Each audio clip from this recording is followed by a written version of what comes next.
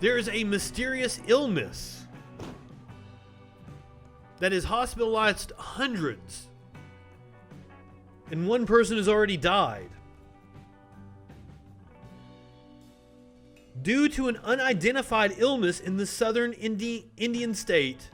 I'm not even going to attempt to pronounce it. The illness was detected Saturday evening.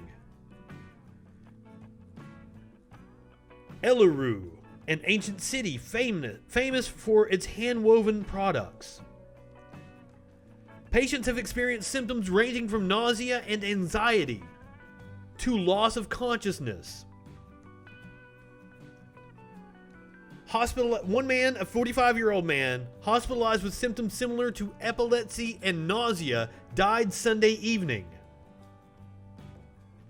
So far, water samples from impacted areas haven't shown any signs of contamination. And the Chief Minister's office said people not linked to the municipal water supply have also fallen ill. The patients are of different ages and have tested negative for COVID-19 and other viral diseases, such as dengue fever. I've never even heard of that one, or herpes.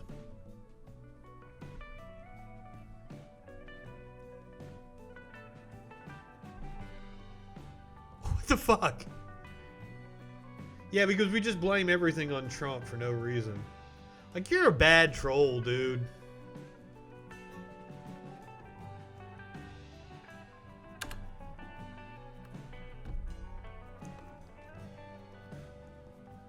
Now, the world's most eminent climate scientists and biologists believe that we're headed towards the collapse of civilization, and it may already be too late to change course. And they point to three things: climate change, wealth inequality. So yes, I do support taxes on rich people.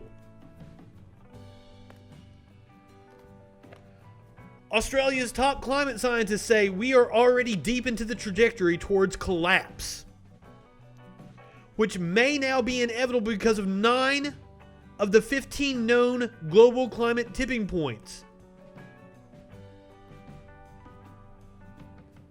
Says it would take 30 years at best to transition to net zero emissions. Evidence shows we will lose control of the tipping points for the Amazon rainforest, the West Antarctic ice sheet, the Greenland ice sheet, in much less time than it's going to take for us to get to net zero emissions. Because these are compounding problems. Because the faster the ice sheets melt, the faster the Earth heats up. The faster the oceans rises. The faster the oceans rise.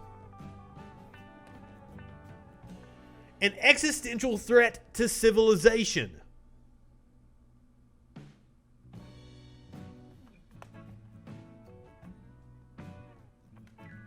Describes it like a row of dominoes.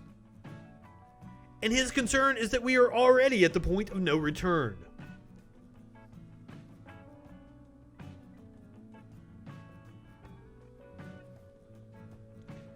Even the notoriously conservative United Nations Intergovernmental Panel on Climate Change has found that already, with the 1.1 Celsius degree of warming we have had to date, there was a moderate risk of tipping some of these.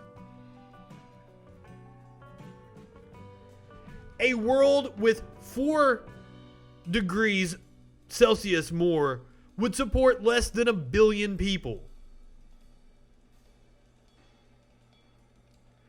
The problem was that the neoliberal economic system that spread across the world through globalization, underpinning high production, high consumption lifestyles, and a religion built not around eternal life, but around eternal growth.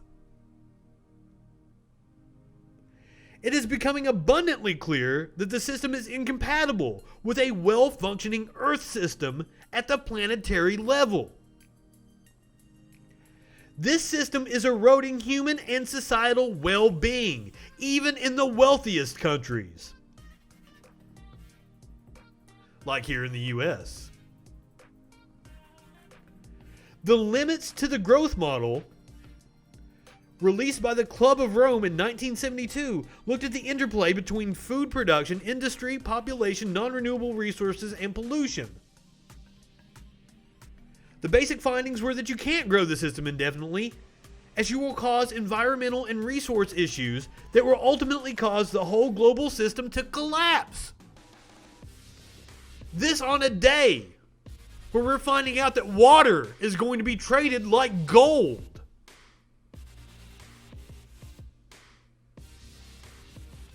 This is frightening. And this is one of the reasons why I certainly am going to pull out whenever I fuck somebody. There is no way that I would bring a child into this world knowing what I know.